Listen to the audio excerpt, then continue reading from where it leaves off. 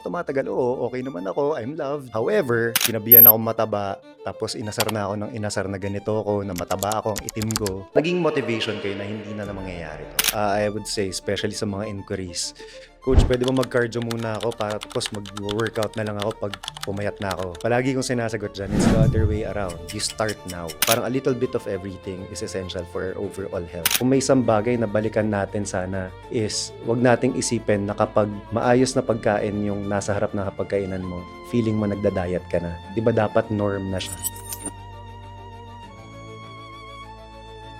Saktong-sakto ang episode natin dahil yung nagbe-birthday naming kasamahan dito sa The Pod Network, Macho Man, Papi Jeff. It's his birthday today. Pinakabata po dito sa The Pod Network. Sakto sa kanya kasi usapang macho, usapang fitness. Kung mapapansin nyo, ang grabe naman yung tawa ng mga kasama natin dito. Pag usapang fitness, kay Papi Jeff talaga kayo agad lalapit. Pero ngayon meron tayong kasamang expert pagdating sa fitness. Ang daming nasa fitness era ngayon, 'di ba? Sa dami ng workout trend, supplements na kailangan nating i-take. Yung iba, mabilisang paraan ng pagpapapayat. Sobrang nalilito na ako, nalilito na rin ba kayo? Ano ba talaga ang kailangan ng katawan natin? Ano ang masama for our body? Ano yung makakabuti? Ngayong episode, pag-usapan natin kung paano tayo makakapag-pamuscle, makakapagpapayat, yung iba naman makakapagpabal. At ang pinaka-importante sa lahat, paano tayo magiging healthy? Hindi lang para nga gumanda yung katawan natin, kundi para gumanda ang quality of life natin. Kasama po natin ngayon sa From the Heart, isang registered nurse at CF L1 trainer at instructor sa Taraki Fitness, Coach Ken Rioveros. Hello, Coach! Thank you for having me, DJ Cha. Naks naman. Oo. Thank you so much for being on the show. Salamat. Eto, pag-usapan muna natin, you're a registered nurse. Yeah, very And the reason why I knew him is because of my husband. Same school sila ng pinanggalingan. Pareho silang registered nurse. Pero from being a registered nurse, paano ka napunta dito sa mundo ng fitness? Ever since when I was still young, mahilig na talaga ako sa sports. Ayan. Tapos high school, varsity na ako ng basketball sa school namin. Tapos nung college namin ni Lamay, yun, active na rin ako sa basketball noon. And I am starting to lift weights na rin noon. Tapos quick background noon, nabully rin ako. When I got bullied, sabi ko hindi, papamacho ako, papaganda akong katawan. Nabully Tapos, ka because payat ka? Because mataba ako. Dahil mataba ako. Doon na nag-move forward. Doon na nag-start everything. Tapos, when I became a nurse, I fell in love with it. I fell in love with health.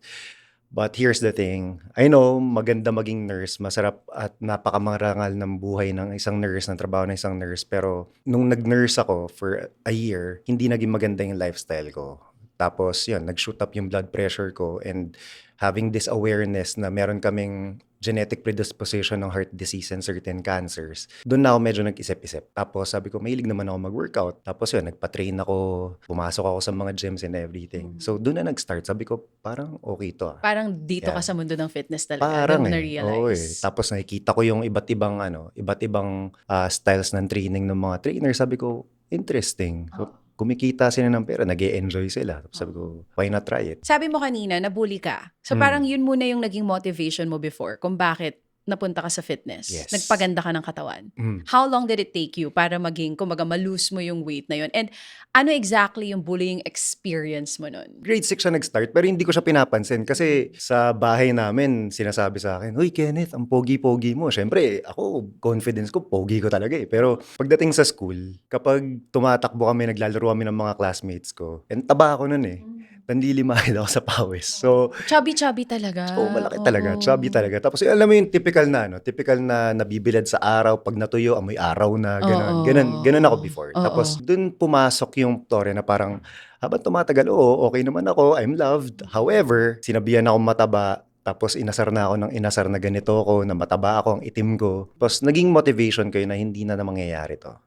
Umabot yun hanggang mag-second year ako. Second year high school. And then nakipagsuntukan pa nga ako nun. Doon sa nambuli sa akin, nakaibigan ko na at parang kapatid ko na ngayon. Yeah. So doon siya nag-start. So, high school ka pa lang, anong klaseng fitness ang ginawa mo nun or pagpapapayat para mag-lose ka ng weight? Ayun, syempre sinimulan ko yan sa una, takbo-takbo lang. Tapos meron akong maliit na gym setup sa bahay na niregalo pa nung lolo ko. Konting barbell, dumbbells, wala pa. As in, wala pa akong alam, walang knowledge. college. Tapos nakikinig lang ako ng nanonood lang ako ng mga fitness instructions. Tapos doon na ako nagkaroon ng hilig na magtanong sa mga professionals kung paano magbuhat na maayos. So high school ka pa lang, may mga kausap ka ng May ganun health na. professionals. Mahihain pa ako. Sobrang Oo. mahihain. Pero ilang taon ka nung talagang nagseryoso ka? Ito na yung sinasabi mo, from being a nurse, nag-shift ka. Yun na talaga yung dire-diretso na fitness era mo. What year was that? 2009.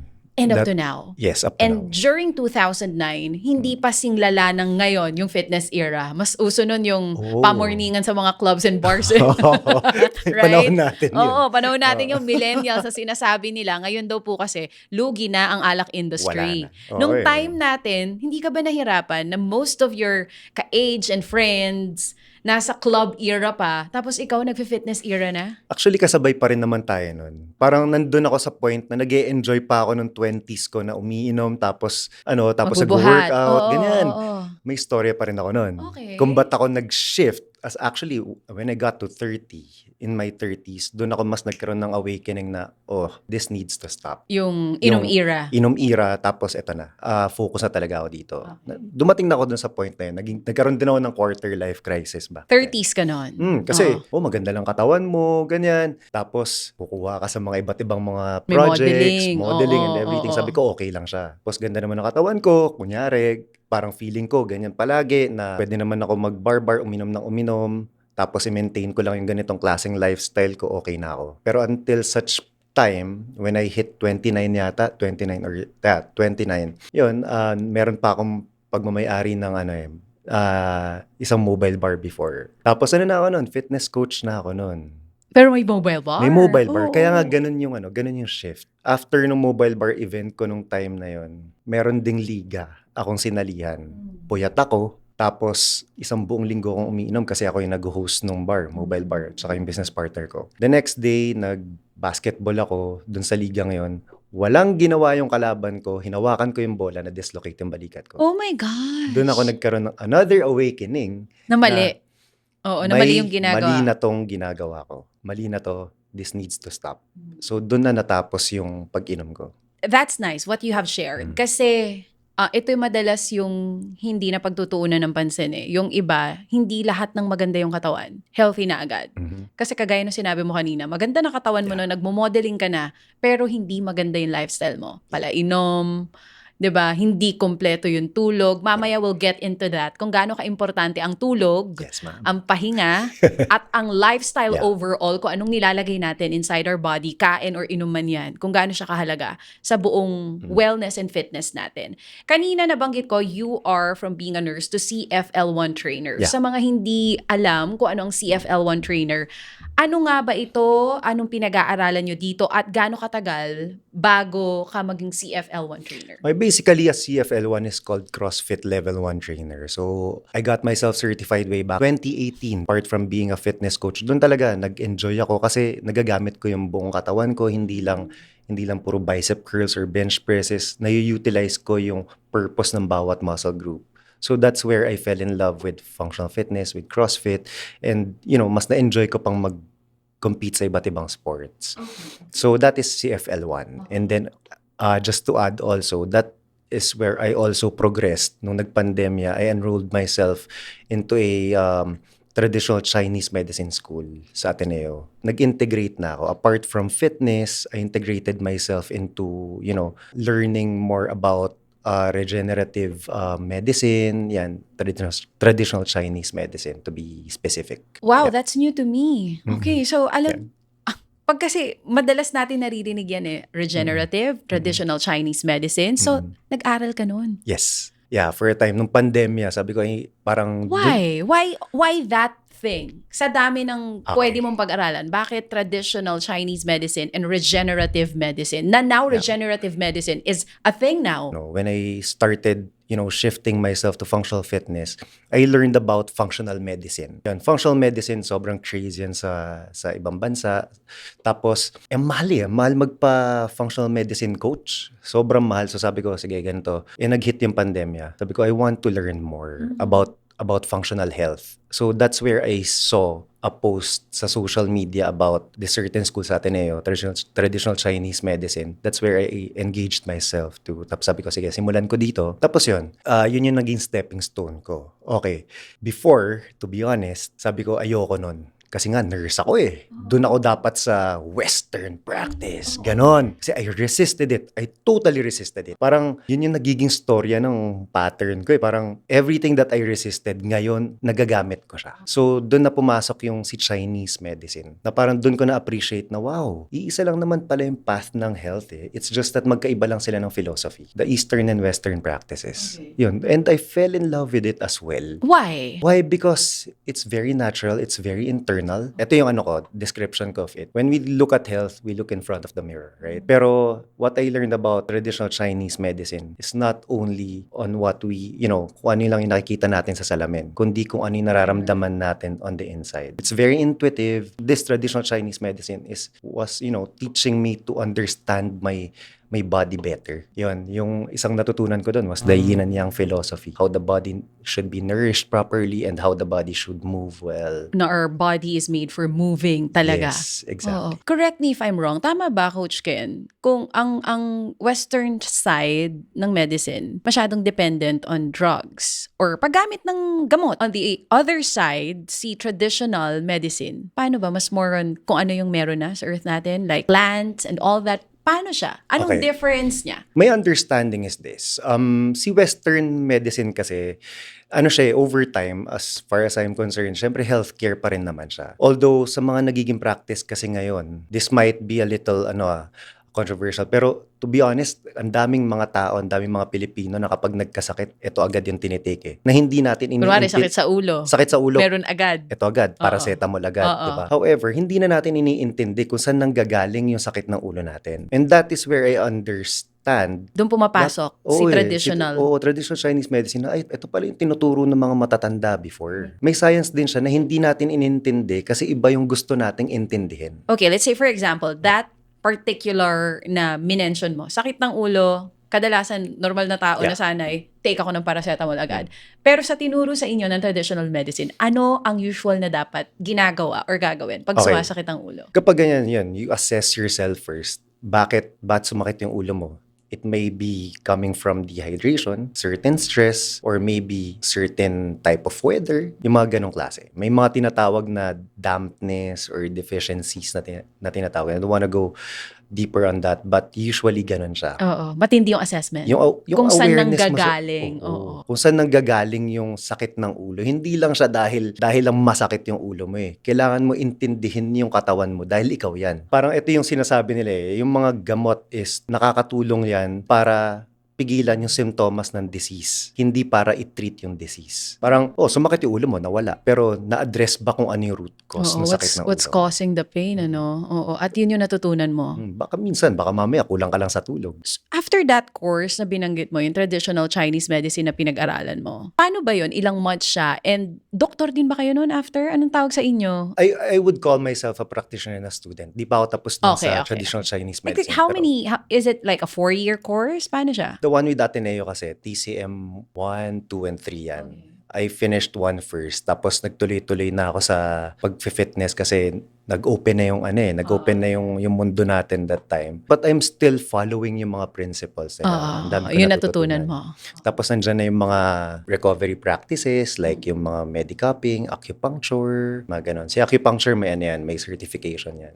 Another certification sa And sa you're Chinese leaning medicine. towards the finishing talaga. Yes. That whole study about Yes. traditional medicine, Chinese traditional medicine. Yes. Okay.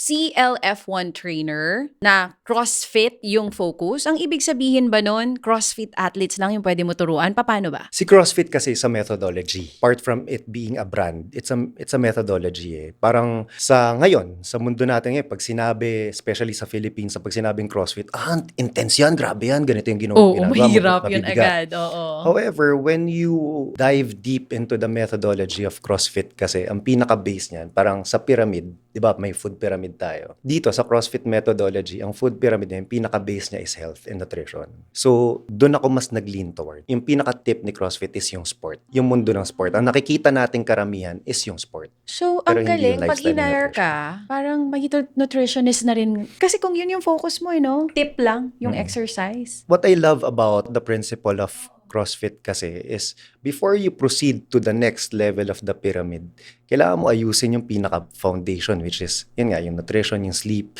yung recovery, and yung proper movement patterns.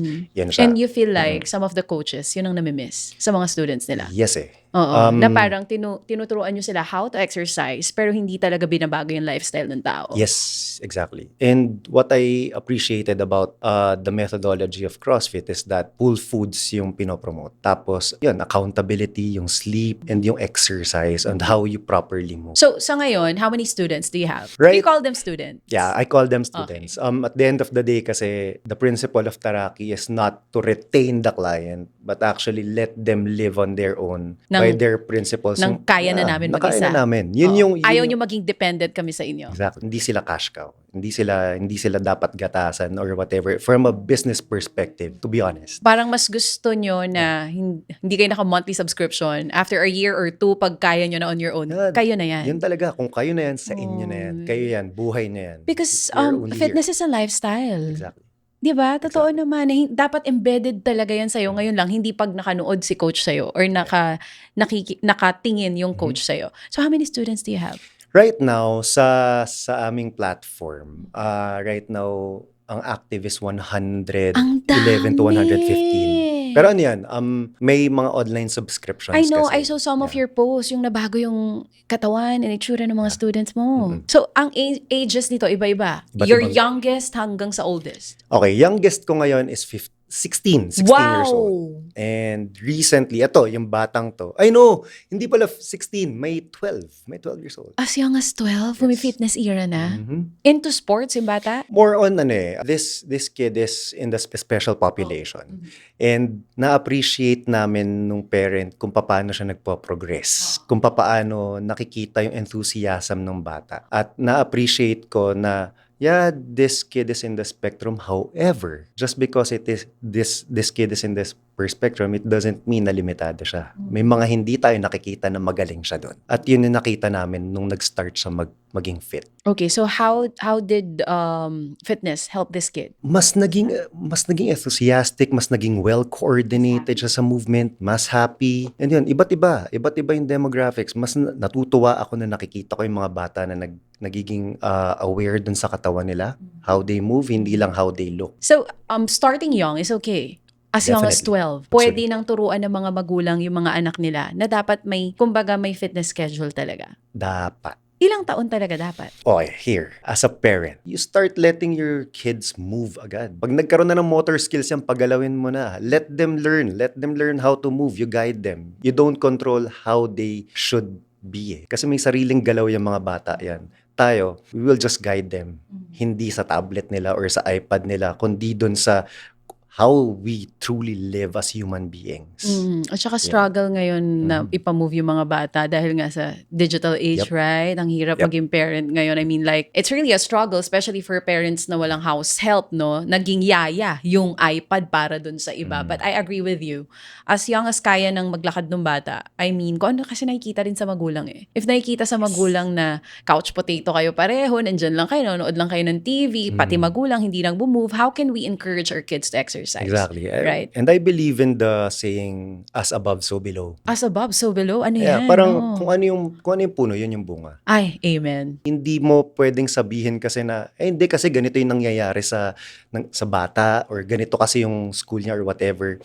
Those are external factors eh. Or basic foundation ng school is yung bahay mo, yung tahanan mo. Amen. Kung ano yung nakikita sa magulang at sa guardian, yun yung gagawin ng bata. Hindi mo sasabihin na hindi kasalanan ng bata, hindi. Be accountable. Oo, kasalanan You're the ng matanda Mhm. na dapat nag-guide sa bata. Mhm. How old naman yung pinaka matanda talaga na student nyo? And coach, kung ganun kadami yung student, how are you guys making sure na natututukan ng maayos bawat isa We dyan? have affiliates. We're doing Ayan, that. oo. Yeah. At least mas malinaw. Ilang taon yung pinaka may edad? Pinakamatanda is 68. 69 years old. 69 years old. So, isa rin to kasi sa iniisip ng iba na pag may edad na, mahirap na pumasok sa fitness kasi hindi yan yung nakasanayan ng katawan mo eh. How will you answer that? Fitness varies depending on age also. Siyempre, babase tayo sa kung ano yung kaya ng tao. I'll cite this student of mine who is 69 years old. Nag-enroll siya sa program because nagkaroon din siya ng sakit. So, diabetic to at umabot siya sa point na halos di siya makalakad. 3 years after, nag-okay yung blood work niya, maayos yung pagkain, ngayon nakakalakad na, and he's actually living the life na he thought na hindi niya na makukuha ulit kasi nga dahil sa sakit niya. Yun.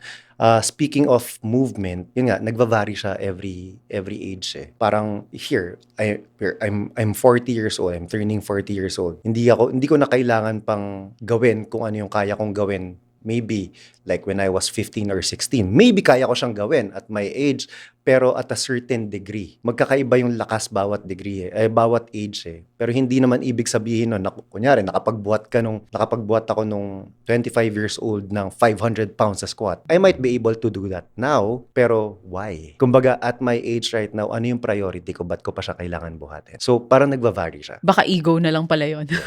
Yes, baka ego na lang. Ang daming ganun, mga ego lifters sa ibang gym, di ba? Yes. Yung pag nakita nila may nakatingin sa kanila kahit hindi pa naman kayang buhatin, ibibigay talaga. Pero I'm curious to know, kasi kanina, balikan natin, sabi mo, hindi healthy yung lifestyle mo when you were a nurse. And I think hindi lang yung profession mo na nurse yung hindi healthy ang lifestyle. I think a lot of our listeners and viewers nasa iba't ibang industry na alam nila hindi healthy yung nangyayari sa everyday nila. Let's say, kulang sa tulog, sobrang stress sa work, tapos imbis na magpapahinga, may kasama pang inom and other vices like smoking, drinking, at kung ano-ano pa. Paano nakatulong yung nursing background mo sa pagtitrain mo ngayon? And anong gusto mong sabihin dun sa iba na sabihin na natin, kagaya ng work mo before as a nurse, hindi rin maayos yung routine and lifestyle nila ngayon? Pwede. As a nurse, ang laki na tulong sa akin nun. Kasi I was May able medical to... background no? I was able to at least learn to assess I would call a student now before patient. Kaya ko na siya ma-assess without being so subjective about it. Sometimes kasi, hindi, arte lang yan. Hindi, minsan ganun eh. When, sa mga typical, trainers na ako din mismo na-experience ko. As a nurse, na-experience ko kung paano rin mag-alaga. Fitness is a relationship business. So parang from there, you should be able to show also empathy towards your student at kung paano, ilalagay mo rin yung sarili mo dun sa paa niya. Kung bakit nga siya nag-enroll dito sa programa mo. Yun yung natutunan ko sa nursing. And at the same time, maibigay yung care na para dun sa patient or dun sa student. Di ka nahirapan dun sa empathy kasi as a nurse, meron innate yata na talaga sa siya inyo yun. Oo, as in, nandun na siya. If there's one thing na na-appreciate ko, it's the value or the virtue or the character of being empathic to the people. This question might be too personal for you. It's okay if you want to answer this or not. Pero alam naman natin dito sa Pilipinas, yung mga nurses natin, hindi talaga sila well compensated. Yeah. Ang liit talaga ng sweldo. Is that also one of the reason kung bakit nag-shift ka into another profession? To be honest, gusto ko sana siya. Ito nga yung, ito Dilemma yung storya. mo before. Gusto ko na pumunta ng States nun kasi syempre mas malaki kita nun. Pero may mga, may mga bagay talaga na hindi, alam mo yun, hindi para siguro sa akin. Or baka ginamit lang ako or pinuntahan ko tong path na to para lang ma-lead talaga ako dun sa para sa akin. Compensation-wise, yes. Syempre, gusto natin maging practical. We want to live. And as a nurse, ngayon nga, syempre, I'm reflecting where I'm in my 40s also. Ano ba yung pwede kong matulong sa mga healthcare professionals also? Na not compensated as much. Pero paano ba sila mabubuhay ng kung hindi man fitter, healthier? Kasi, totoo eh. Mahirap maging nurse lalo na kung hindi na ibibigay sa yung sapat na Yung para sa inyo. Yung para sa inyo. Yung for the longest time, matagal Exactly. nang nilalaban. Na, di ba, yung proper compensation for our nurses. Kaya iniiwan tayo eh. Hindi na lang nurse, pati teachers, iniiwan tayo Gigigil na ako. dito. Sorry, gigigil Kung na. pinawasan nila yung kurakot nila, maayos sana pasweldo sa mga nurse natin. And I'm sure mag-a-agree yung mga nasa healthcare sector. Kung meron nga, sumusweldo pa rin hanggang ngayon ng less than 20,000 pesos. Meron pa rin hanggang ngayon. Surprisingly, meron ako mga nakakausap na ganun. And isipin mo yung ang hirap, ang tagal ng pinag-aralan nyo. Oo. Tapos ganun, sa taas ng bilihin ngayon. Ito pa, I mean, as a nurse, ibang trabaho ng nurse sa doktor. Kung tutuusin, mas malapit ang interaction ng nurse sa pasyente. Yes, true. And Kayo madalas nasisigawan, Mm, nasusungitan. oo, Oo. as in, sana, syempre, of course, may hope for the Filipino nurses also na maibigay yung karapatan na para sa kanila. Oo. Kasi deserve nila yun. Yeah. Oo. Oo, at sana yung mga nurses na nakatutok sa atin ngayon, matulad din sa'yo, alam mo, nahanap nila yung core nila. You're not in the healthcare, but still aligned with health kasi you're still helping a lot of people na maging maayos yung buhay nila. So, hindi healthy yung lifestyle mo,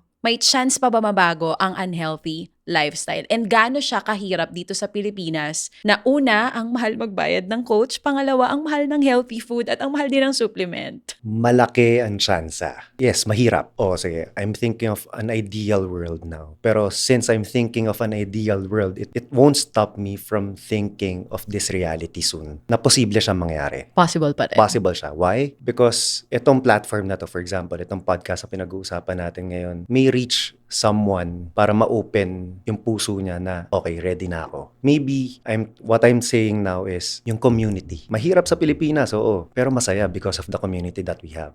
So parang importante din para sa akin, kung gusto natin maging healthy, is to look for that certain circle na magli-lead sa'yo para mas maging healthier and fitter. So kung ang mga friends mo pala inom, malabo mangyari. Tell me who your friends are and I'll tell you who you are. Paano yun? Kung meron tayong mga ganun ang circle nila, tapos gusto na nila magbagong buhay, mahirapan talaga sila. I have my own story to tell and this is my narrative kasi na-experience ko din siya. And it's easier for me to discuss this because kasi hindi naman kasalanan ng circle na ginagalawan mo yun. Kasi circle nila yun eh. Pwede ka naman lumayo at bumalik anytime you want.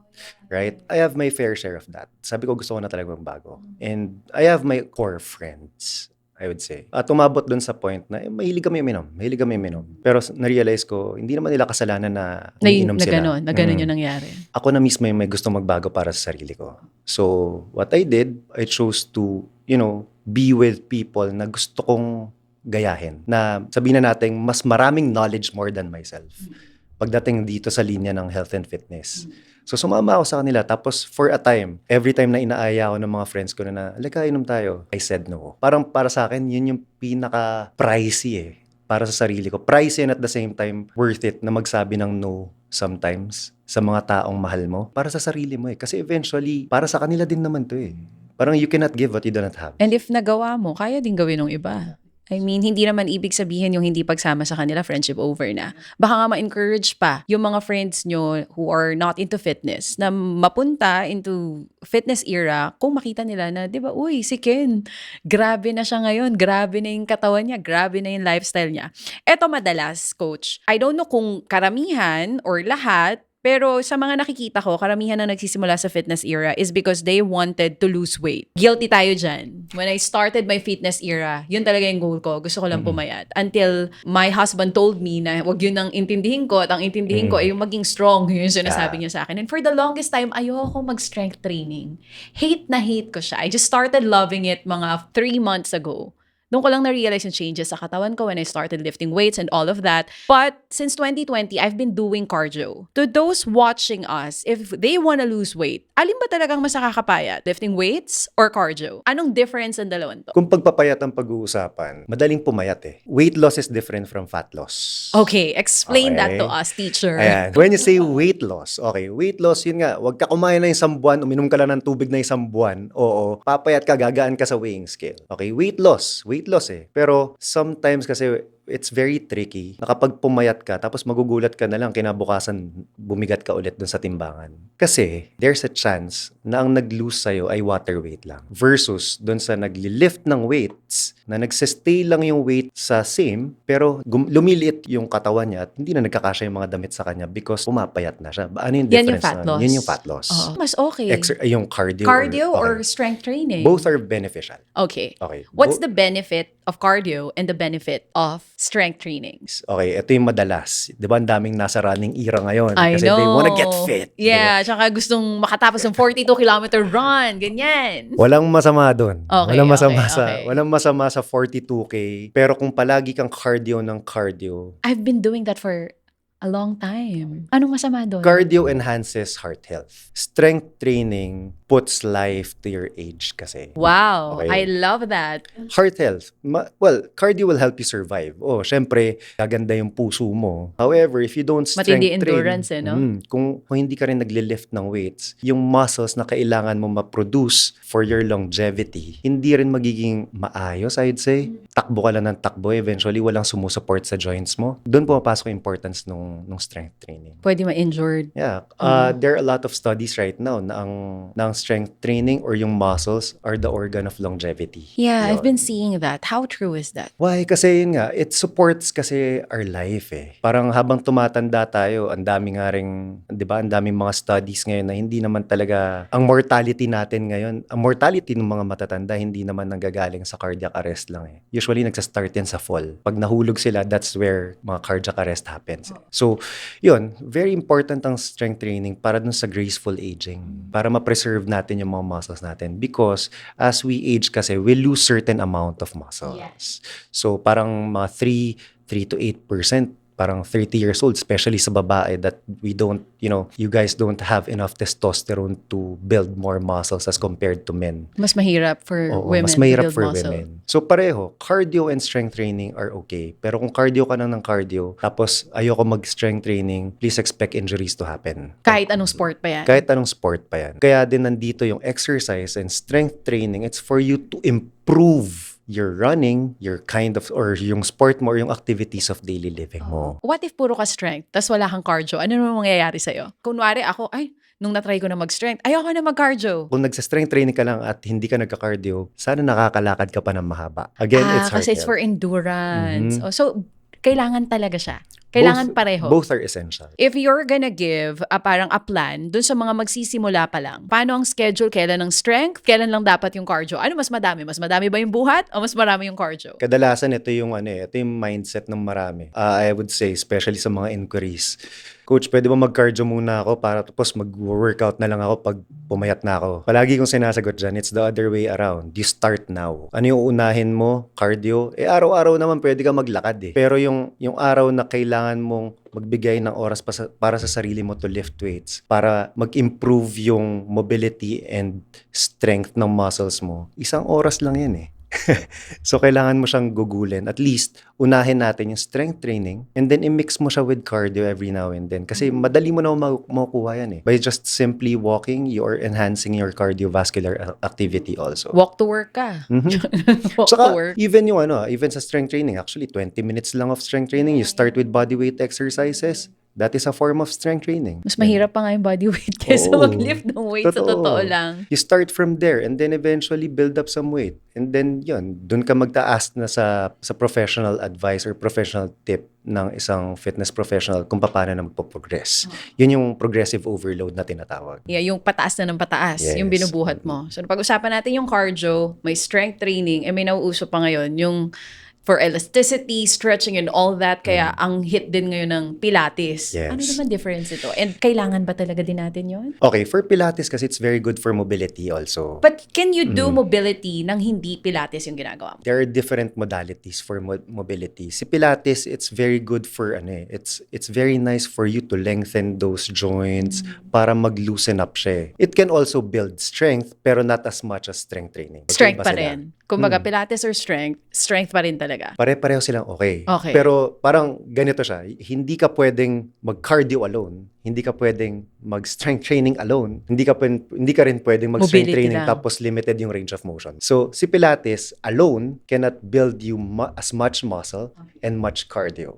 Same goes with strength alone won't give you that mobility of Pilates. Pero when you combine these three, magiging maganda yung movement pattern mo. Pilates for me is very pricey. I don't know sa iba, baka namumurahan Much sila. Pero more. ngayon, mas nagmura na nga. Before, payata 5,000 pesos per session ng Pilates. Can you still do mobility ng hindi Pilates? Pwede. May mga certain stretching, may mga certain equipment na for mobility also. Na although, may mga hindi nata-target minsan na range of motion na nagagawa ng Pilates. Pilates is also a form of exercise and ginagamit din siya sometimes. Correct me if I'm wrong, Pilates instructors, pero ginagamit din siya sometimes for some sort of meditation or of sorts. Pero yung mga reformer kasi ngayon, di ba, yan, naglalabasan. It's a form of exercise na minsan, ang maganda naman kasi talaga dito, nagugustuhan ng iba. Yeah. Again, to each his own. True. I agree. But then again, when it comes to fitness and lifestyle, we don't have to be a purist of one thing. Oo, hindi pwedeng runner lang, cyclist lang, or Hindi. strength ka lang. Yes. Pwede lahat i-try. Parang a little bit of everything is essential for our overall health. Nako, babalikan ko yung tanong ko sa'yo kanina. So, kung 7 days meron sa isang linggo, ano dapat ang mas madalas? Kung ikaw ang sa mga students mo. Go for strength training. So, possible ba yung 3 times a week strength and then 1 times a week cardio? Is that enough? For lifestyle purposes, yes. 3 to 4 times of strength training will help you improve your activities of daily living. Yung cardio, karamihan sa atin meron ng mga smartwatches. Those 5 to 10,000 steps will help. Yeah, simulan mo 3 to 4 times a week of strength training. Mas mahirap kasi mag-build ng muscles kaysa mag-build ng endurance and stamina. To be honest. And based on research, tumakbo ka ng isang linggo, makukuha mo na yung baga mo ulit eh. If you're generally healthy, makukuha mo kagad yun. Pero strength training, it's a very, very slow process. 3 to 4 times a week, 3 times a week. You start with 2, better. Next is 3, then next is 4. Go ahead. Ilang taon dapat tinuturuan yung mga anak natin to do strength training? Kasi baka yung iba, ang worry nila, ay, masyado pang bataan ako para mag-lift ng weight. Honestly kasi, like right now, yung daughter ko, hindi naman kailangan magbuhat ka ng mabigat right away.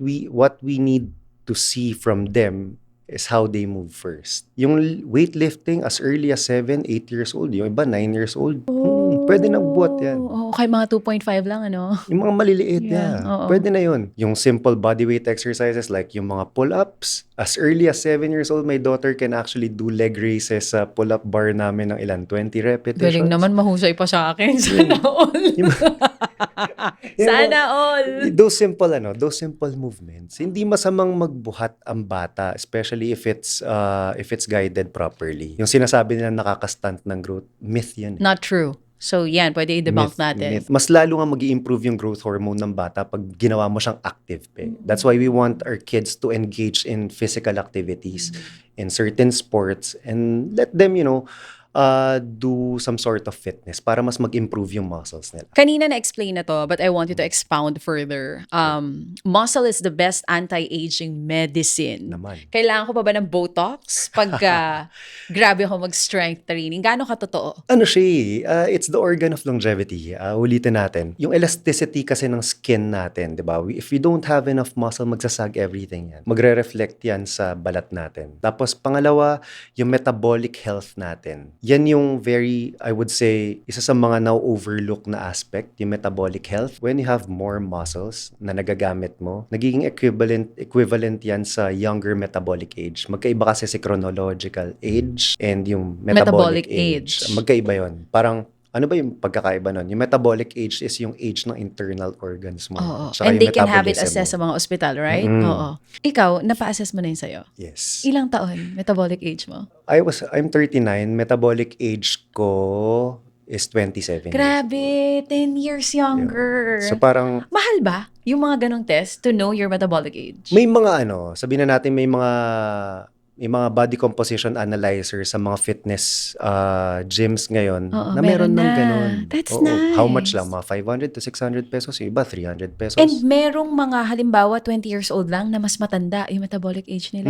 Because they have more body fat mass. And the in their bodies. more body fat mass you have, mas matanda yung metabolic age mo. Yes. Body fat is okay. Siyempre, for survival natin yan eh. 'Di ba? Para sa regulation natin ng temperature and everything. Pero if you have more body fat, especially visceral fat, which is the killer fat, doon nagkakaroon ng degenerative diseases kasi.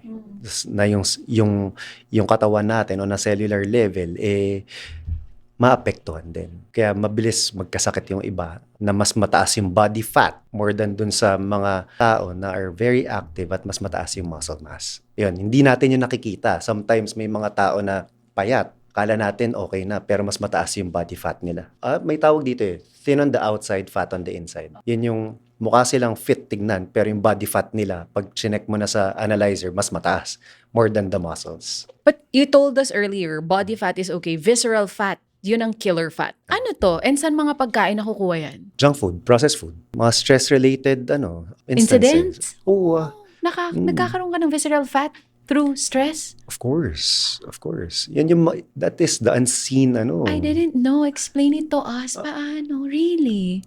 Yung, Because meron tayong mga nakikita, no matter how hard they work out, hindi pumapayat because of stress Because and of the stress. visceral fat inside their bodies. Okay, consider this as like this. Okay, hindi lang siya about balance. It's more on the integration. Yeah, processed food, kung ano yung kinakain natin. Pero yung stress kasi yan yung hindi natin nakikita eh. When we're stressed, we tend to overthink. That's where our cortisol starts to rise. Yung stress hormone. To make it a little bit more technical, si stress hormone kasi siya yung nagbibigay, ito yung hormone na nag-activate sa atin para mas maging active tayo. Yan, para gumising tayo sa umaga. Pero too much stress, too much elevation ng cortisol may lead to, some sort of distress sa internal organs natin. Kahit na gaano ka pa ka-healthy mag-workout or kung gaano ka kadalas mag-workout, kung hindi mo na ma-manage yung stress mo, doon napapasok yung mga iba't ibang mga sakit. Okay, napag-usapan natin Yeah. yung stress. Nasabi mo yung tulog. There's this postbiotic supplement that I am taking for more than 2 years now. It's in the market. Ulta Bio yung name niya. Ganong kalaking tulong yung mga ganon? And what is a postbiotic Buti nasabi mo. supplement? Kasi ang dami pa rin may hindi alam. Probiotic alam natin. Yeah. Halimbawa yung sa mga, di ba, yung drinks na probiotic, and there are also probiotic medicines Yeah. out in the market. But this one, I think sa ibang bansa, kilala na nila. Pero dito, medyo konti pa lang yung nakakaalam ng postbiotic. Ano ba to? Ulta Bio, I think they're the first supplement here na postbiotic eh. Parang si postbiotic, ito yung compound na pinoproduce ng probiotics eh. And they're very much, parang kapag meron kang postbiotic sa katawan, sabihin na natin yan, si probiotic is yung good bacteria, diba? Kinakain natin na mga raw and everything. Si postbiotic yung product niya. Yan yung nakakapag-increase ng immunity natin. And that is where yung supplement na yan, yung mga supplements help manage stress internally. 'Di ba? Parang sabihin na natin hindi naman tayo mukhang stressed, pero yun kasi yung nagfi-fix yung mga good bacteria natin, yung nagfi-fix at nagma-manage ng mga stresses natin at yun. Gaano ka-importante mag-take ng supplements pag feeling mo hindi mo na siya kaya on your own? And how would you know if it's the right supplement for you? Okay, first dito when I say yan, babalikan ko lang yung postbiotic, it increases also kasi our immunity yung immune system natin. So, paano mo malalaman yung right dose? Syempre, you may want to ask your physician doctor, first. true. Hindi ka pwedeng maging dependent lang doon kasi supplement siya. However, sa mundo rin natin ngayon na hindi na maayos yung soil karamihan, kung saan lumalaki yung mga kinakain natin, doon na pumapasok yung importance kung anong klaseng supplement yung dapat nating i-take. As a fitness coach, as a fitness trainer, malaking bagay ang gut health. Ito yung pinakamagandang nabasa ko that we have a second brain, and that is our gut. Sa isang kingdom, sabihin na natin, sa isang palasyo, may king at queen. So, consider the brain as the king and the gut as the queen. Oh, So, parang- they work together. Yeah, they work Oh, together, and Han. pareho silang, kumbaga, same level. Yes. Oh. Parang yun yung mga studies right now na kung ano yung nangyayari sa gut mo, yun din yung nangyayari sa brain. Stress, number 1, na sabi mo may cause visceral fat. Sleep. How important is sleep kung nagpapaganda ka ng katawan and gusto mo maging healthy? Because I always hear this from my husband. Paulit-ulit siya. Pag gusto ko na mag-Netflix sa gabi, matulog ka na, kailangan ng katawan mo ng recovery, hindi ka magkakamuscle, pag lagi kang puyat. Totoo yun. Gaano siya ka-importante? Ang tulog. Actually, kung irarank ko nga yan, number 1 yan sa akin. Hindi Sleep? exercise. Oh, Yeah. hindi food. It's sleep. Yes, ma'am. Okay, tell us about it. Really. Okay. Pwede pala matulog na lang ako na matulog, tapos magkaka-abs ako? Yan. Sa mundo natin ngayon, okay, it's very interesting to learn na hindi exercise, hindi lang food, pero number 1 yung nasa I thought priority it was list ko. food. It's sleep. It's sleep. Because that is where our bodies regenerate. Kapag natutulog tayo, dyan naglalabas ng glutathione yung katawan natin, dyan nagre-regenerate yung cells natin. Kapag hindi ka natutulog, yung internal organs mo will continue to function and function and function and function. So kahit mag-exercise ka, exercise is a form of stress pa rin. So kung hindi ka tulog at nag-exercise ka, dinoble mo yung stress level mo. So kinabukasan, hindi ka na naman makakatulog dahil tinaasan mo na yung cortisol mo. Tuloy-tuloy ka nang hindi makakatulog. Mas mananaba ka imbis pumayat ka, no? Doon pumapasok yung sinasabi nating stress. If your body is under stress or distress, doon nagiging counterproductive kung exercise ka lang ng exercise at hindi ka rin nakaka-recover na maayos.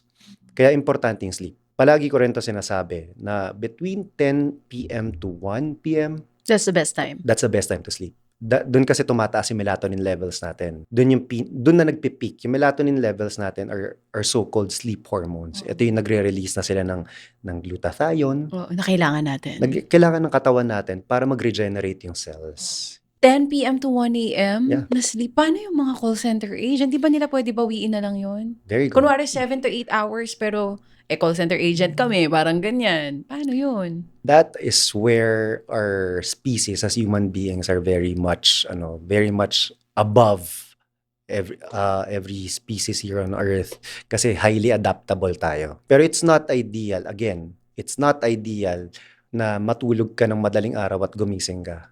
Vampira ka nun eh. Oh. Pero there are hacks. We can hack it. Paano? We can hack our way out. Sabihin na natin, alas 5, alas 6 ka na umuwi ng bahay. What I actually advise or suggest my students or, okay, ganito gawin mo.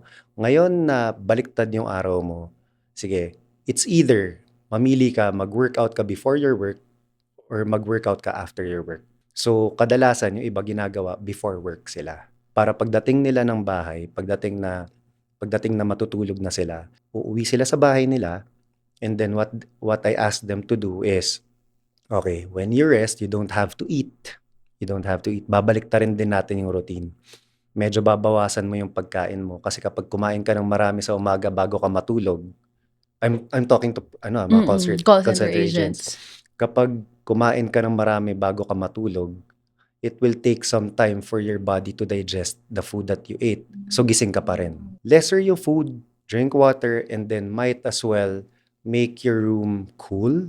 Kung may aircon, the better, mag-aircon ka. Kung wala, just make your room dark para hindi makapenetrate too much yung light. Kasi yung light may emit may signal the body to make you awake eh. So, pwede naman. Pwede Pero naman. mas dapat talaga yung 10 p.m. to 1 a.m. tulog ka. Which Re- is good for other na may options, pero for sure, for graveyard workers, mahirap. Mahirap pero doable. Adaptable. Sabi mo nga, Very yun ang maganda much. sa katawan natin, nag-a-adapt siya. Ilang oras talaga ang kailangan ng isang tao? Isa-isahin Yun. natin yan for teenagers, for the titos and titas like us, the millennials, and for seniors. Tagi-ilang oras ang dapat sabihin na natin na healthy. Okay, ideally, Oo. it's 7 to 9 hours of sleep. Okay? Ideally, 7 to 9 hours of deep sleep. Maraming complexities dyan. What if coach, 6 hours lang yung natutulog ko, pero yung deep sleep ko, nakakapanaginip pa nga ako ng 6 hours. That is much better compared sa 9 hours nga, mayat maya ka naman gumigising. Hindi mo nakukuha yung deep sleep mo. May iba pa nga, parang meron ding term na a good night's sleep starts when you wake up in the morning. Malalaman mo minsan kapag maganda yung tulog mo pag hindi ka pagod pagising mo. Parang hindi mo na kailangan tignan yung sleep tracker mo eh.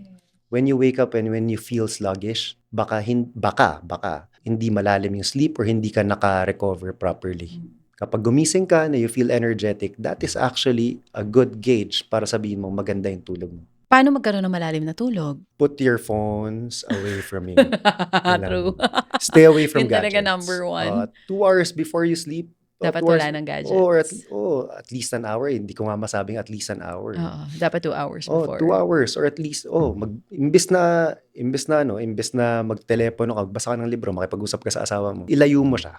Make it hard for you to reach your gadget para hindi mo para 'di ba, tayong mga tao gusto natin comfort palagi eh. Yes. So, kung nasa malapit lang natin yan, madali lang natin nakukuha. Pero kung nilagay mo yan sa tokador ng kwarto mo, ng aparador mo, ayoko nang kunin kasi layo. So, matutulog ka na lang. Paano nakakatulong yung postbiotic supplement na sinabi ko sa'yo kanina, which is Ulta Bio? When I started taking it, it is really I wanted to have a deep sleep. And yun nga, in all fairness naman talaga, ang lalim ng tulog ko, parang gabi-gabi may panaginip ako. Yeah, it restores our immunity. Ay, paano Legit. nakakatulong yung postbiotic sa deep sleep? Anong meron yun? Again, the good bacteria, yan yung tumutulong sa atin eh. Yan yung parang, I don't know, baka mali ako, pero we are actually made out of trillions of bacteria. Mm. And those postbiotics help para sa immunity natin at dun sa sleep natin. So medyo ano siya no, parang new pa to other Yeah, it's people very that new pa to we need postbiotics sa Mhm. katawan natin. very much. Bakit, halimbawa sabihin ng iba, may vitamin C na ako for immunity rin yun, ba't kailangan ko pa ng postbiotic? Magkaiba kasi sila ng function eh. Right? Vitamin C helps also para sa pag-regenerate ng cells natin. Cells are different from bacteria. Okay. And si postbiotic yung pagkain nung siya yung produkto ng mga bacteria mo eh. At kailangan yun ng katawan natin. Kung papipiliin ka, coach, vitamin C or postbiotic, limited yung budget. Isa lang yung pwede kong bilhin na supplement. Alin ang tatake ko dito? Again, our gut is our second brain. I'd go for postbiotic. I'd go for taking care of my bacteria, of my good bacteria in my rainforest. Tsaka kasi nga may for immunity na siya eh. Mhm. So parang total package na Exactly. talaga yung Mhm. postbiotic supplement. So Mhm. since we're talking about supplements, pag-usapan natin yung kilalang-kilala malamang ng mga nagsa-strength training dyan, which is creatinine and whey protein. Yun. Para saan ba si whey protein? Ba't kailangan mag-whey protein? At para saan si creatinine? Ba't din kailangan ba natin mag-creatinine? Si creatine actually, it helps kasi to maintain that certain level of energy para sa activity, especially for active people. Yan, nakakatulong yan para mag-build ng muscle and mag-retain ng water to give our muscles more energy. Si whey protein on the other hand, ito yung nagre-repair ng muscles natin. So when we work out, syempre magkakaroon ng mga microfiber tears yan, di ba? Para mag-build yung muscles. Si whey protein yung nagre-repair nun. Imaginein mo yung damit na napunit, si whey protein yung nagtatahi para mas lumaki siya. At ginagawa mo yung pinupunit mo yan pag nagsa-strength training kayo, right? Microfiber tears, hindi na yung punit Oo. na So si whey protein ang nagbabalik Nagre-repair. nun. at nagpapalakas nun. Si creatine yung nagbibigay ng energy dun sa muscles mo to keep you more active at masustain mo yung energy levels na yun. Which is more important. Both are important. But if limited ang budget, aminin natin, This ang is mahal my- po talaga nila, no? this is my Coach, medyo limited yung budget. Ano po ititake ko dyan? Gusto ko magka-muscle. I'd go for whey protein, to be honest. Okay, why? Most of the people will answer creatine. It's well researched now. Sabi nga nila, apart from whey protein, creatine is one of Considered the most gold nga daw, gold supplement. gold supplement siya. Pero why go for whey protein? I want my muscles to recover pa. Parang, yeah, the creatine is there to supplement you, to give you energy. Pero protein is a macronutrient kasi. Diba? We have 3 macros, carbs, fat, and protein. I'd rather go for my macronutrient na kailangan ng katawan ko. Correct, More correct. than an energy giver. Kasi kaya mo naman yan makuha din sa food. Sa Although- chocolate lang ni Char.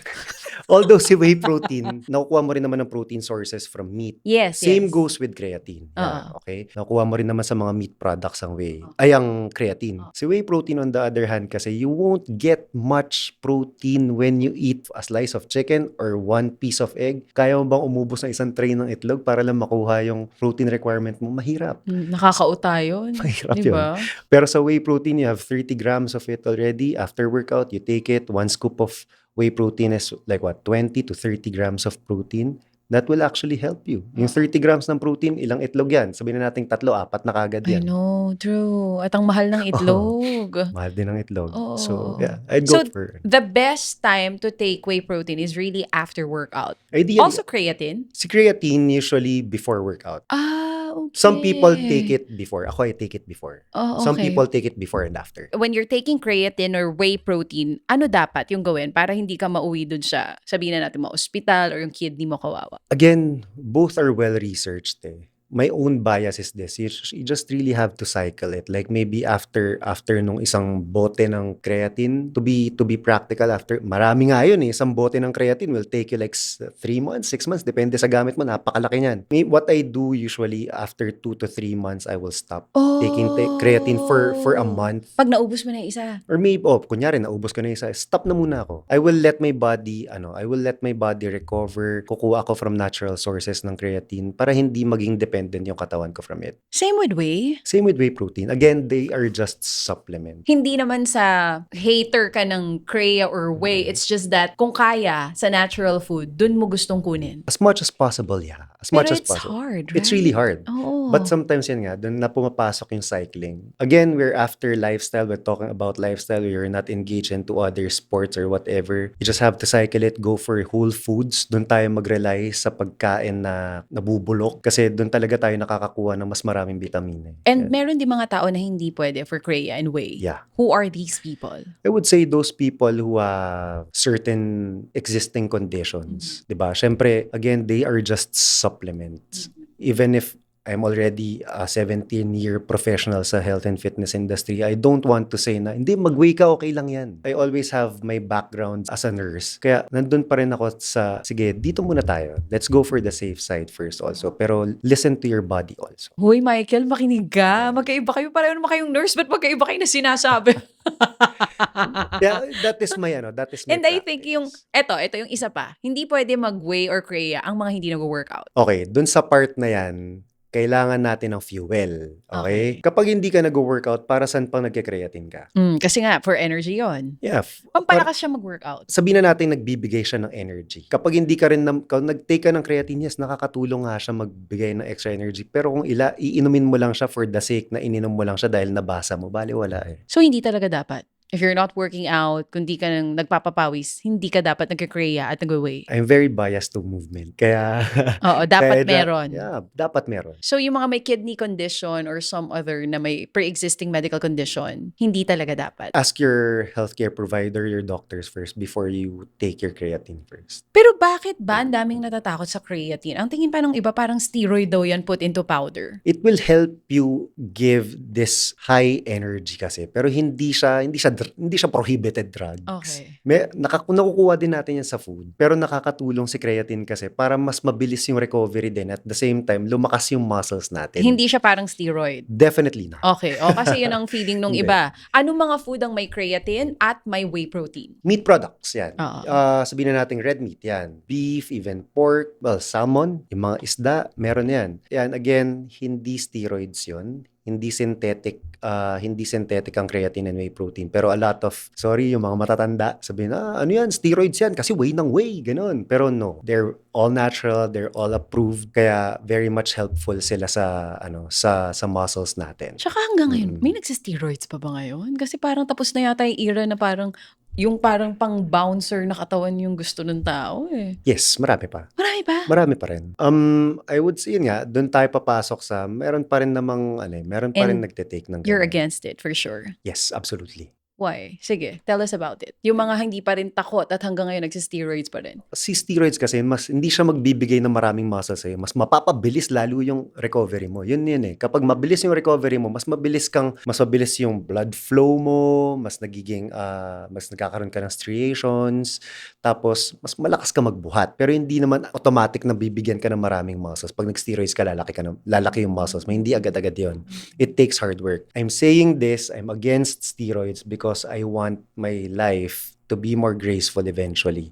O bakit? May iba namang nagsisteroids na nag-age gracefully. Honestly, I don't have that much money, right? Parang nabanggit ko na, pero yeah, sige, sabihin na natin may iba. But I'm just against it because I want to live my life as much as possible, work on natural whole foods. Mas yun ka talaga. But I have nothing against people who are taking steroids. Sorry. Mas naniniwala lang talaga ako It's a na natural way of doing it. hindi ko naman kailangan maging bulky yung muscles ko para masabi kong maganda na yung katawan ko eh. I just want to function well. I just want to feel well, look good for myself and for my family. If you can do it naturally, then do it naturally for you to age gracefully. But what are your thoughts on tirzepatide and other peptides na nauuso ngayon sa market?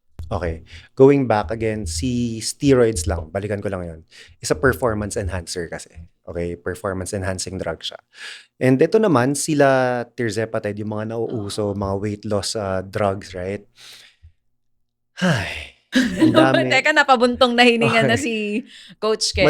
Madami kasing lumalabas sa ganyan. But to be honest, tirzepatide, I'm not totally against it. But what I'm against are those who are taking it for the sake of superficial results.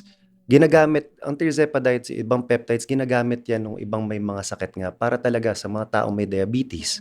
What if, for example, wala ka naman diabetes pero gusto mo lang pumayat, tapos hindi ka pa nag-take ng blood work mo before ka nagturok niyan. 'Di ba? Hindi ka nag-ask sa professional, tapos mag-e-end up na hindi mo alam kung ano yung na-activate na whatever sa'yo. Yun yung doon ako against, na parang dahil crazy yan, ititake mo kagad yan. May benefit ang tirzepatide. May benefit ang peptides. Ang dami ng mga research about it. I'm not totally against it, but I'm against those na gumagamit for the sake lang na gusto ko lang gumanda yung katawan ko. At kahit na hindi You ako feel like mag-workout, it's a gaganda ko. fad. No, na parang Yes. everyone in social media looks good, looks so thin, Yeah.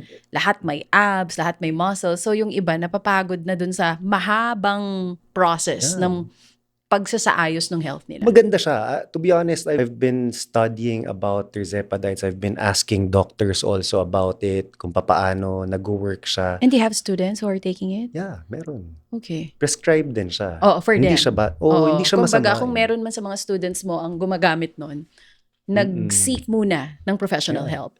Tsaka ano siya sabihin na natin, ang daming studies about longevity kasi nga nakakapag-restore siya ng cells natin eh. Nakakatulong din siya magpababa ng appetite. But then again, babalik ako dun sa natural food. Kahit mababa appetite mo, kung chichirya naman yung kinakain mo, baliwala pa rin yan. Pumayat ka nga, pero mag-i-end up na wala ka ring muscle. Kung hindi ka mag-workout, mas papayat ka, pero body fat mo will go up. Ganon. So, Bakit yeah. kailangan paghirapan? Kung gusto magkaroon ng magandang katawan, ba't dapat hindi dun sa shortcut? Fitness is already a slow progress. Huwag mo nang pahirapan pa na tumigil ka ulit. Pag sinimulan, matuloy-tuloy na yun. Wala namang parang gusto ko nga sabihin na, eto lang, in my perspective lang, coming from a different point of view, na pwede mo namang hindi sabihin paghirapan, might as well experience to celebrate what your body can do.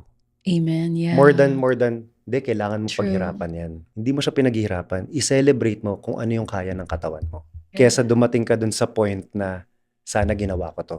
Or sasabihin mo, wag mo akong gayahin. Ganda ng sinabi mo. No, more than the feeling mo nahihirapan ka or sakripisyo yung pag-workout. Some may be surprised na magugulat ka what your body can do.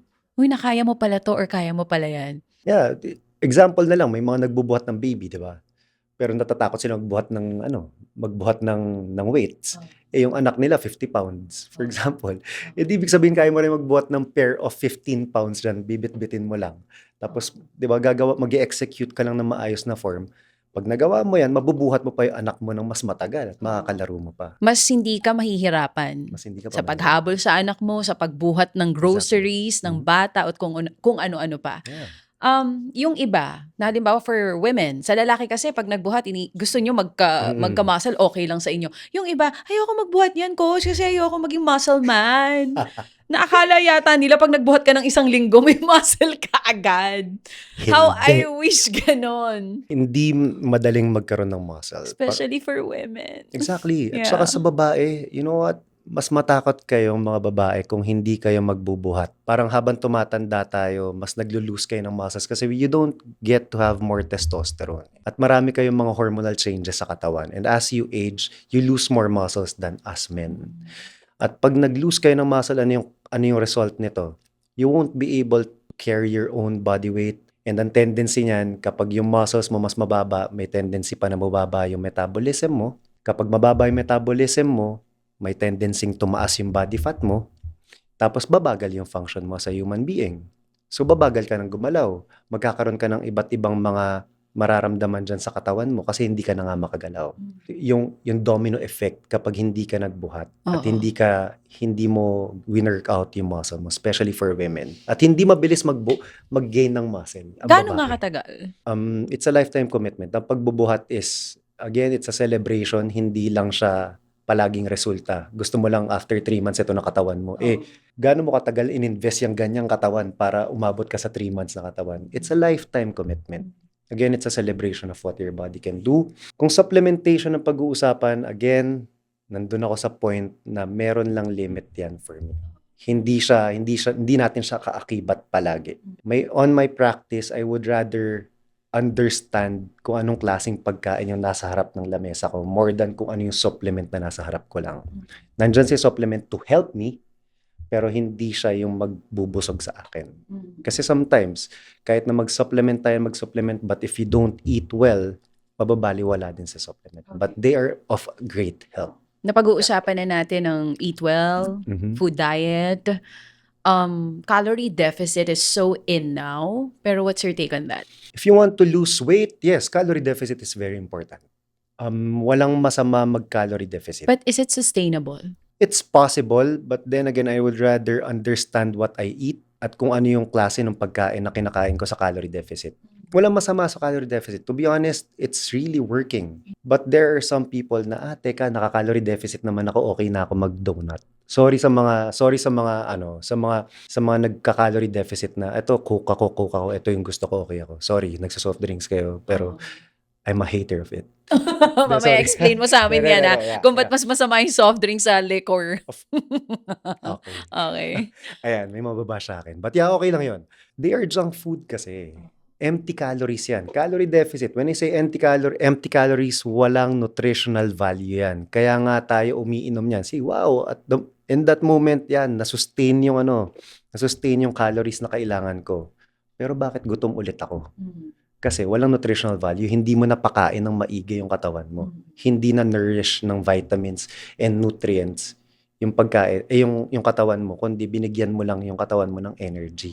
This is what I like. Yung parang food is information more than calories for energy. Parang when you drink soda, for example, diba? Sabihin na natin yung soft drinks na Coke Zero, whatever, kasi 0 calories yan. Sige, napunan yan, 0 calories, pero mamaya, iinom ka ulit niyan. Maraming magalit sa akin dito, 0 yan 0 calories naman yan Okay, di go for favorite it. nila yan. Go for 0 calories. Kung Oo. yan naglalaro sa caloric deficit mo, go for it. Pero walang tatalo sa disiplina ng whole food. Kumain ka, for example, ng 100 or 250 calories of donut na empty calories, na puro sugars lang Puro yan. sugar.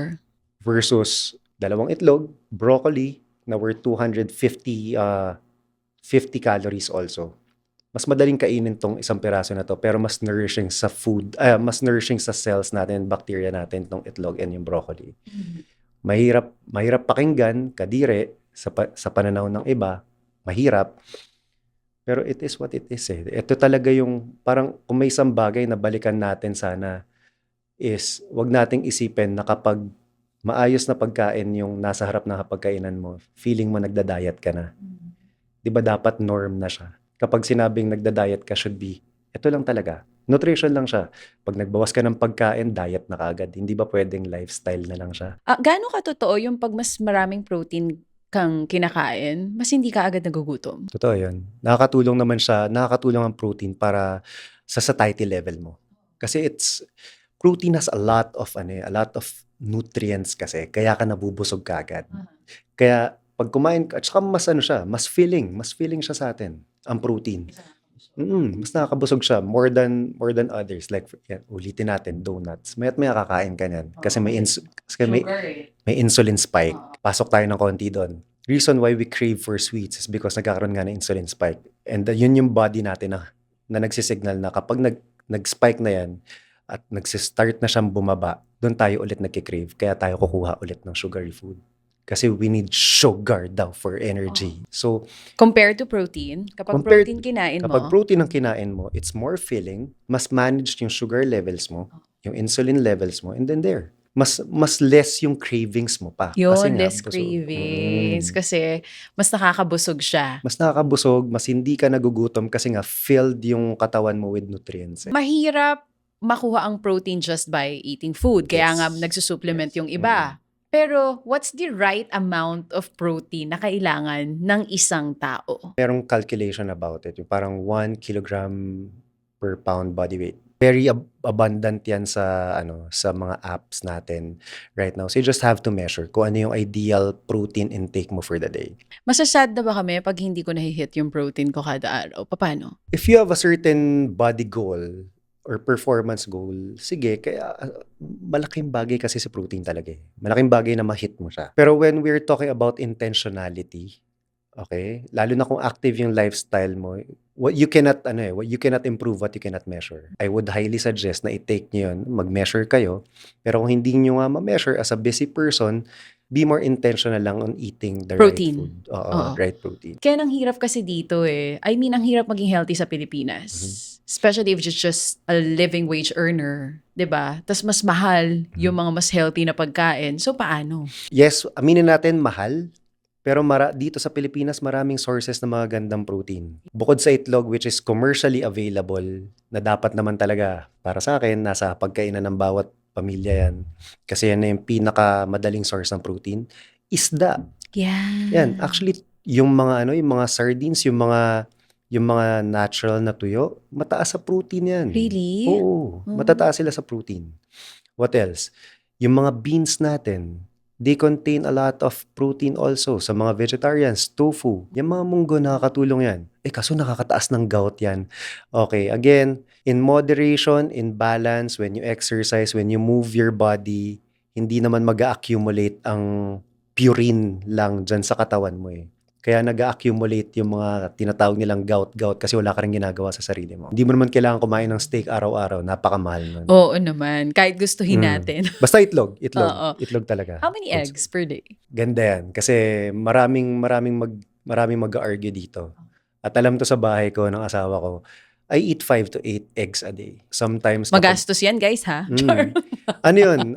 Hindi siya whole eggs palagi. Hindi siya whole eggs na kinakain ko. Hina-half ko minsan yan. Sa umaga, I eat 4 eggs. 4 eggs. 2 whole eggs, tapos the rest are egg whites. Yun. Bakit ko hinihiwa? Ba't ko hinahati? Para at least mabalance out ko lang yung fat and yung cholesterol na tinitake. Magkaiba kasi yung dietary cholesterol sa blood cholesterol natin. And what we get from eggs are dietary cholesterol.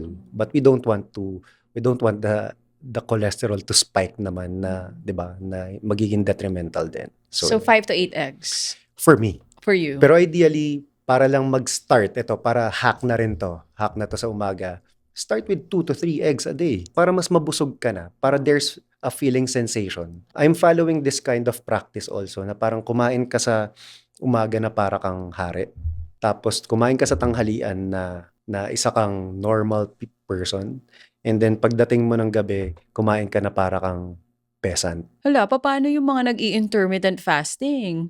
Na yung karamihan hindi nagbe-breakfast. Ang unang kain na ay lunchtime. Good question. Kasi breakfast is naturally you breaking your fast. It doesn't need to be in the morning. Oh, that's nice. I'm a fan of Okay. intermittent fasting. Okay, same tayo. And I'm actually doing intermittent fasting up until now. May mga kumukontra, pero ako, I've been doing it since 2015. Okay, tell us about your experience. Ayan. Paano yung fasting mo? Because ito talaga, a lot of people have been asking me, ano nagpapayat sa'yo? I've been doing intermittent fasting for 2 years already. Tapos halos sinabayan na nga rin ako ni Mike. Trinay niya nga one time mag-OMAD, hindi niya lang kinaya. Ngayon, dahil na-hit ko na yung goal ko, nagtumad na ako. Yeah. Pero my first meal is at 1 p.m., sometimes 2 p.m., Yeah. and then my last meal would be at 6 or 7 p.m. Tapos next day na ulit ng 1 p.m. Autophagy kasi, it's what we call cell death. When we do intermittent fasting, parang yung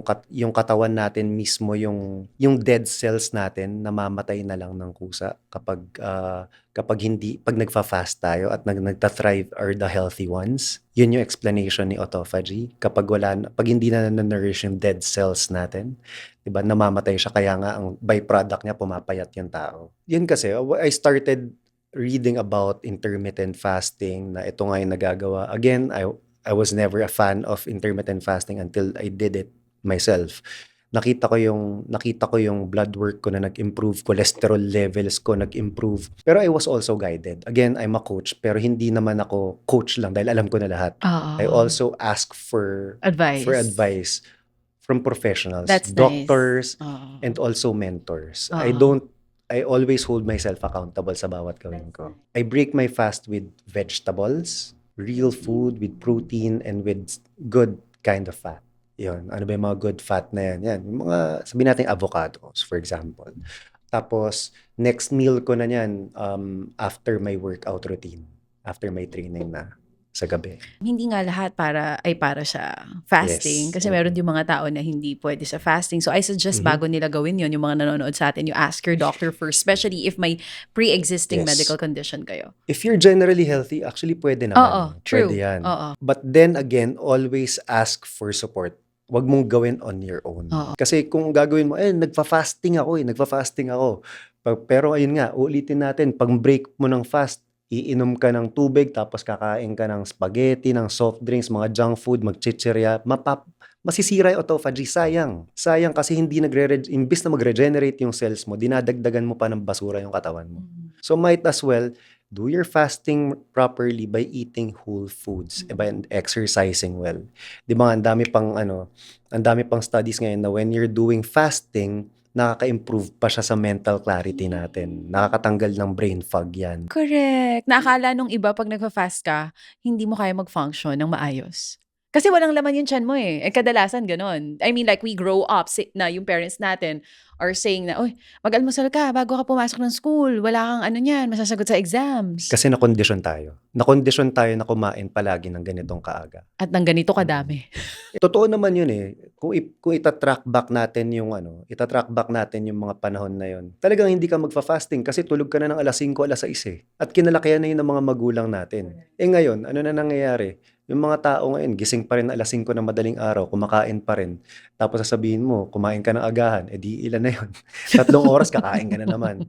Diba? Parang nung sinaunang panahon niya, it's working eh. Sometimes, honestly, yung pagkain ng mga sinaunang, mga magulang, lolo't lola natin, akala nila hindi sila nagfa-fasting. But in fact, tapos na silang kumain by 5 or 6, gigising sila alas 8. Ilang oras na yun? 14 hours na yun. You're already basically fasting nung time na yun. Na-condition lang talaga tayo na kumain palagi ng umaga dahil kailangan for energy. We are conditioned to do that. But with the science and the information that we're having now, mas maigi na, yun nga, tumingin tayo ng maayos na research. We seek for support kung gagawin na natin yung fasting. We have so much abundance of food and we have so much abundance of information. We just have to really pick and choose kung ano yung gagamitin natin for our health. Fitness is a lifestyle, health is a lifestyle, and also living is a lifestyle. Amen. Oo. So, napag-uusapan natin kanina about muscles, joints, mobility, nabanggit mo yan. So, there's this one, which is the Ultaflex. It's a coffee collagen drink. May HMB for joint support, joint support ingredients. Ito naman mas bago ko lang siya tinitake. Kung yung Ulta Bio, mga more than 2 years na. This one I started taking for a year kasi super addict ako sa coffee. And then I started researching about this Ultaflex na may HMB since I'm working out, cycling. Sabi nila okay din daw to for me. Yes. So, tell us about it. Ano ba to? Anong role ng collagen na meron dun sa Ultaflex coffee pagdating sa joints ng tao? It contains marine collagen na nakakatulong sa joint health natin. So, when we train, mas magiging maganda yung lubrication ng joints natin when we take that marine collagen. Mas maganda yung function ng joints, mas may iwasan yung paninigas ng joints natin.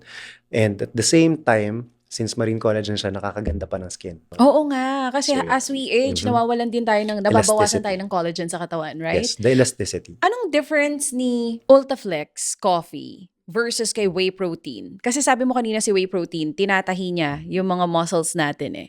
So kung itong Ultaflex is also for the joints, anong difference nila? Okay, it helps our joints to be more elastic and at the same time, yung integrity ng joints natin. Yun naman yung main yung joints and also yung elasticity ng skin. Yun yung tulong ni collagen sa atin. So, I would say very essential also si collagen para mas ma-maintain yung youthful glow ng katawan.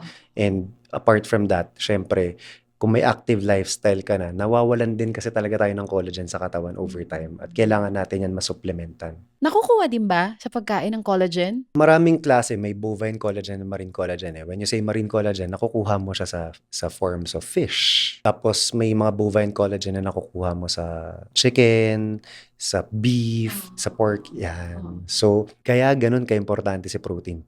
Collagen is also a form of protein. So, para sa mga nanonood sa atin, Coach, kasi they heard about Taraki Fitness kanina, nandun ka, of course. Yung mga tao na gustong simulan ng kanilang fitness era, pero overwhelmed sila or nahihiya sila na simulan to? Kasi parang feeling nila, uy, late na. Or, busy ako eh. Anong gusto mo sabihin sa kanila? Paano simulan? Halimbawa, today or this week, yung pagpasok sa pagiging healthy. Mahilig ako mag-ano ng quote eh. Parang the best time to plant a tree is 20 years ago. The second best time is now. So parang ngayon mo na simulan. What I always ask my students are, ano ba yung why mo? It goes deeper, on a deeper level, bakit mo lang gustong pumayat. Doon na pumupunta yung purpose kung bakit ka nag-workout eh. So, I always apply fitness to life para mas maging madali for you bakit ka nag-workout, para hindi ka rin ma-lost track. Parang ano rin talaga siya. Parang in reality, ganun din yung buhay. 'Di ba? Working out is not easy, but you have to do it. Pero paano maging consistent? Paano naman yung iba na laging day one? For sure, marami kang kilalang ganyan, di ba? Okay, madali sa akin magsimula, pero hindi ko alam kung hanggang kailan ako tatagal dito. Correct. Tama ka dun eh. Tama ka dun, DJ Chai. Pinakamahirap hindi yung day one eh. Yung consistency. If you want to deepen your understanding why you work out, siguro check mo na lang why do you want to work out and how do you want your life to be? Oo, sige, nakakatamad. Totoo naman eh. Di go, take your day off. So, ano yung resulta kapag nag-day off ka after that? Wala. Di na-enjoy ko. Okay. Pero siguro, ang tip ko lang, gumalaw ka lang. Simulan mo lang. Paggising mo sa umaga, pumunta ka, kung hindi maulan, pumunta ka sa labas ng bahay mo, magpa-araw ka. Go. 10-15 minutes, pa-araw ka lang. That's a good start. Punta ka, ay matulog ka, gumising ka, simulan mo ulit. Tapos simulan mo na maglakad-lakad. Small steps. Small daily habits. Pero look at the bigger picture kung bakit mo siya ginagawa.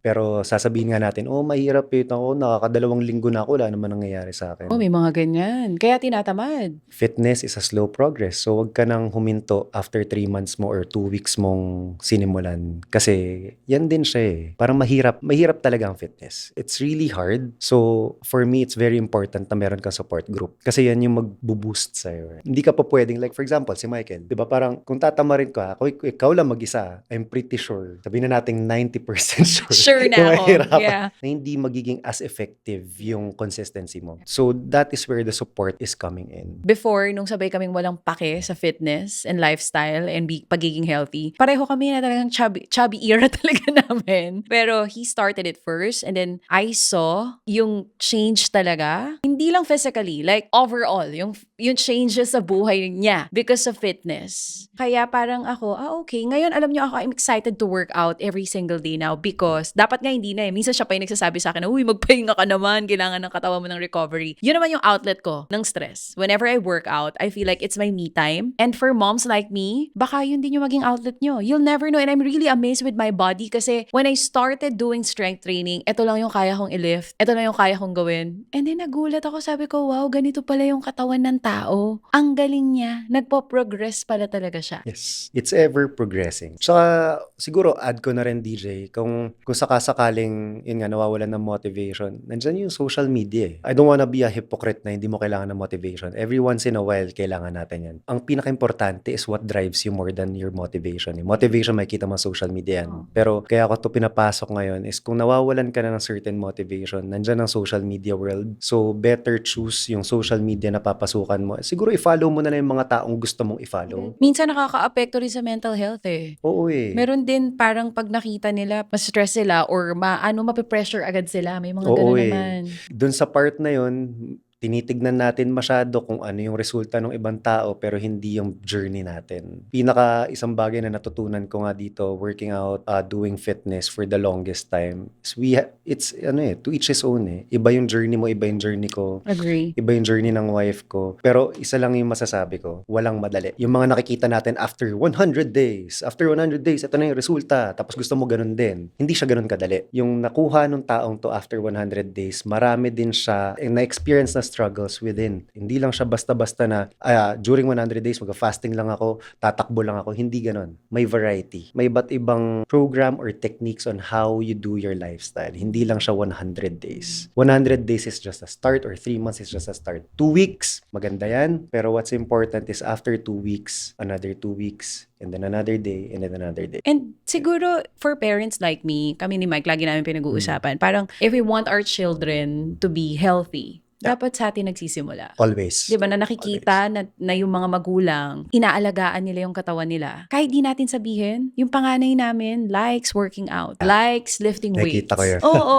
so hindi namin tinuruan yun. Pero siya Mm. mismo, sa sarili niya, siguro dahil nakikita niya, una yung asawa ko, and then eventually, ako na yung sumunod sa kanila, hindi nga ako yung tinuruan, ako ang sumunod sa kanila. So, alam, kung ano man yung habit na gusto nating makuha din ng mga bata, it will start from us. Always. As parents, yes. Coach Ken, saan kanila pwedeng puntahan, hanapin for consultation, if they want to be your student, gusto na nilang mabago ang buhay nila, kagaya ng mga students mo, saan? Ayan. May social media handle ang Taraki Fitness. So, on Facebook, Taraki Fitness PH. Sa Instagram naman, may Taraki Fitness at Taraki Fitness PH also. And if you want to personally message me, pwede rin. Add me up also, Ken Rioveros. Mhm. Yan. And sa Instagram at Ken Rioveros also. Okay, hindi kita pwede pakawalan, hindi ko to natatanong sa'yo. Nag-start tayo with CrossFit, Mm. which you really specializes on. May Hyrox na ngayon. Anong difference ng dalawa? And what are your thoughts sa padami ng mga tao that are into Hyrox? Wow. Alam mo, si Hyrox, for me, ang ganda niya. I just actually joined a hybrid competition. Wow, good luck! It's over the weekend lang. Oh. Over the weekend. Since tapos na siya, it's called SIP Plus Games. It's like a Hyrox competition. May mga certain stations lang na iba, pero para siyang Hyrox. Ganon. So, smaller scale than Hyrox. Pero which one's harder? CrossFit or Hyrox? Magkaiba sila. Magkaiba silang monsters when it comes to the playing field. Si CrossFit kasi that involves like may mga gymnastics, mga high skill movements like muscle up, weightlifting, metabolic conditioning and the likes. Si Hyrox naman, those are mga sabihin na nating low skill. When I say low skill, hindi ibig sabihin na pang mababang tao, no? Low skill kasi kayang gawin ng kahit sinong tao. Like yung mga wall balls, lunges, farmer's carry, and run. Yun lang naman yung kinocompose mainly nung Hyrox, which everyone likes kasi scalable siya. So, kayang gawin ng kahit sino. Si CrossFit kayang gawin din ng kahit sino. It's just highly technical. Thank you so much, Coach Ken. Sobrang dami ko natutunan. Alam nyo, Thank you so much. ayoko pa sana tapusin yung conversation, pero nahihiya na ako sa kanya. At si Adi dito, ang aming pod manager, more than an hour na kayo nagchichikahan dyan. But just a few notes before we let Coach Ken go. Again, kagaya nung sinabi niya, you can take all the supplements na kailangan ninyo. If you have a pre-existing medical condition, mas better if you'll consult a doctor first. Mapa-creatine man yan, mapa-whey protein man yan, or the one I'm telling you about, which is Ultabio, a postbiotic food supplement that I take every day, and also Ultaflex, which is the hydrolyzed collagen na may HMB and other materials na nakaka-fresh. Ayan, shinare ko na sa inyo kung bakit pa-fresh si Tita Chacha is because of those two things. Pwede nyo munang i-consult yung mga doctors inyo if pwede yan sa inyo. But again, if you're as healthy like me, di ba, pwede nyo naman i-take talaga yan. So, thank you so much, Coach Ken, for Thank you so explaining much. all of these things sa amin. I'm excited to see you on the Hyrox field. Feeling ko, makikita kita sa podium sa mga susunod na Hyrox match na sasalihan mo, and even yung mga dito sa Pilipinas. Kasi nag-iiba lang siya ng pangalan, but it's the same thing. Pare-pareho lang. Pare-pareho lang sila. So once again, thank you so much from Taraki Fitness, Coach Ken Rioveros, straight from the heart.